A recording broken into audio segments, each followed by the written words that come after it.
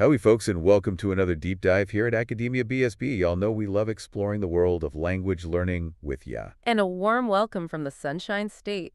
Today we're doing something a little different. We're going over some actual class notes. Straight from one of our A2 English conversation classes. Like you get to sit in and be a fly on the wall. See how we break down language learning into, well, manageable chunks. And these A2 students, they're starting to grasp the nuances of English, ready for deeper conversations. Right, so first up in these notes, vocabulary. This class wasn't afraid of a challenge. Not at all. We see everything from shallow and deep Ooh, good ones. to refuge and overlook.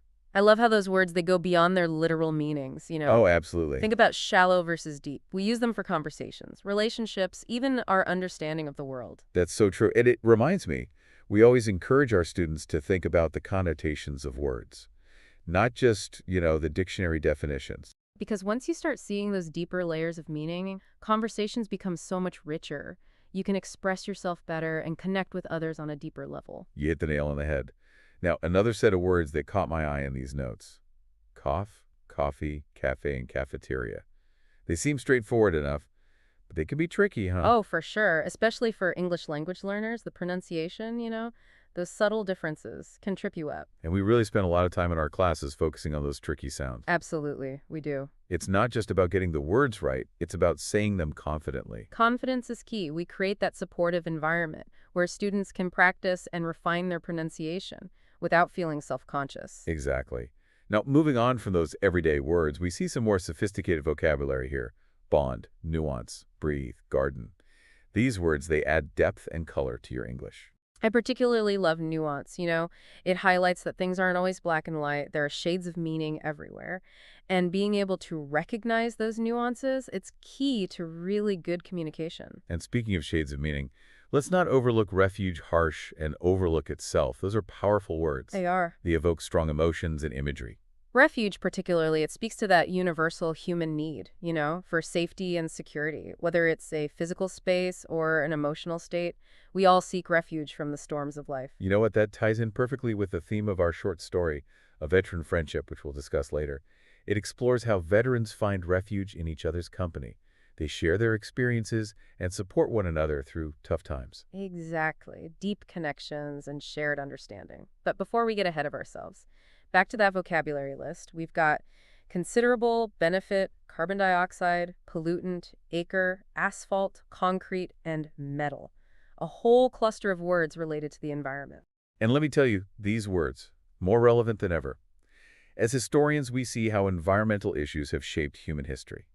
And as English teachers, we equip our students with the vocabulary to discuss these pressing concerns. It's not just about understanding the science. It's about being able to articulate your thoughts and having meaningful conversations about climate change, sustainability, the future of our planet. Right on. And finally, we have the verb to mitigate.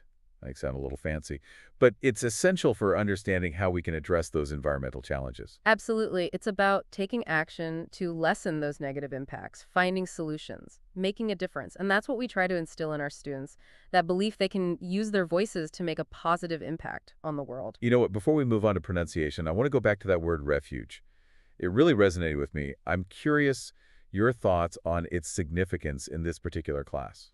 Well, I think it connects to that idea of language learning as a journey. Learning a new language can be challenging, even daunting sometimes, but it's also incredibly rewarding, that sense of accomplishment, a new perspective on the world. Like finding refuge in a new world of words and ideas. Exactly. And that brings us to the next section of our class notes, which focuses on pronunciation. For a lot of English language learners, pronunciation can be a real stumbling block. It can make them feel self-conscious, hesitant to speak. Absolutely. But we like to emphasize that pronunciation is a skill. Right? It can be developed with practice and guidance. It's about training your tongue and your ear to produce and recognize the sounds of English. It is. We do those pronunciation drills, focus on common challenges like the difference between bird and beard or deep and dip. We break down those sounds, practice the intonation, and help students build confidence in their spoken English. Sometimes it's just about having fun with the sounds of English. Tongue twisters, songs, even imitating different accents. Lightens the mood, helps students relax and enjoy the process. Now, looking at the notes, I see we revisited some pronunciation challenges from previous classes. Bird versus beard, brother, variety, and without. It's a good reminder that language learning is a continuous process, always building upon what we've learned, refining our skills. It is. And it's not just about memorizing rules, it's about developing that feel for the language, an intuition for what sounds right. Sometimes that intuition comes from making mistakes and learning from them.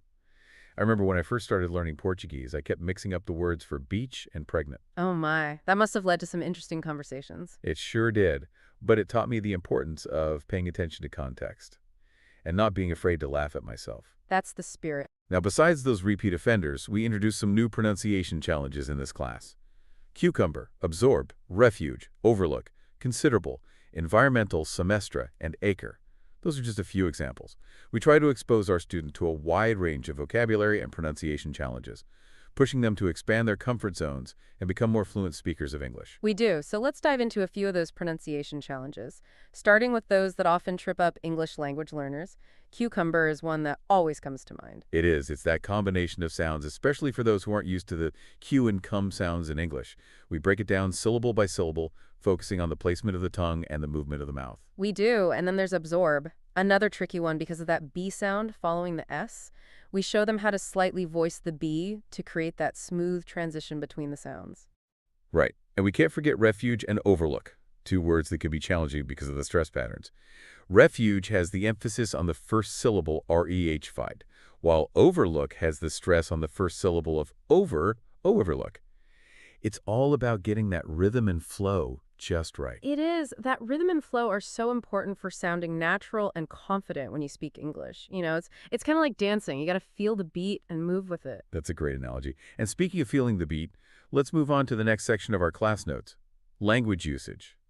This is where we get into those little phrases that can make a big difference in your fluency. Yes, we're talking about phrases like, how do you spell that? That's adorable, as well as, and scientists have long noted that.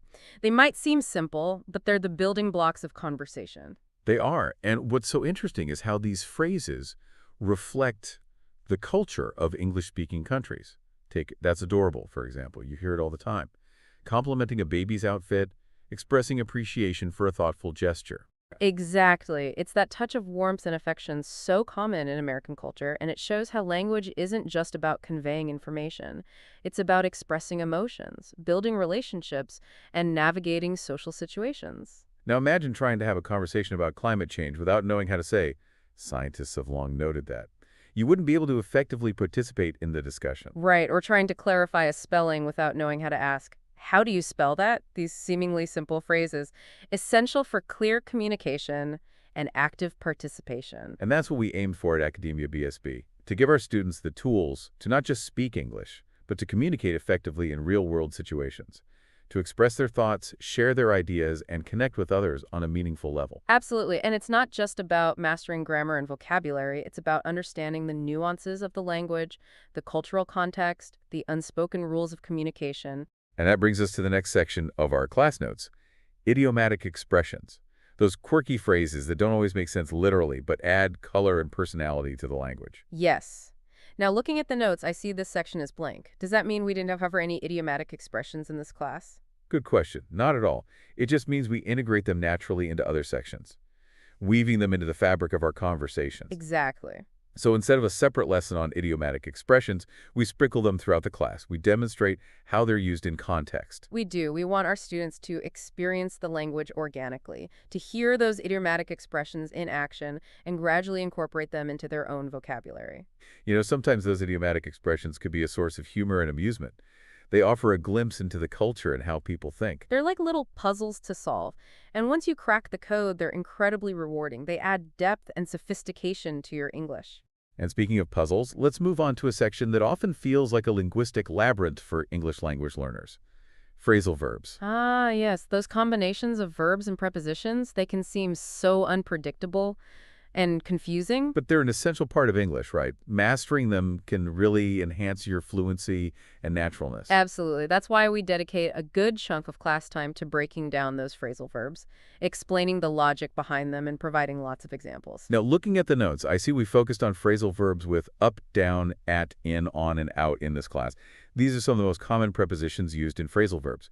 Mastering them can really boost your confidence. For sure. And what's so interesting is how the preposition often adds a specific nuance to the meaning of the verb. Take up, for example. It often indicates completion or improvement, like in wake up, give up, have cheer up. Right. And then we have down.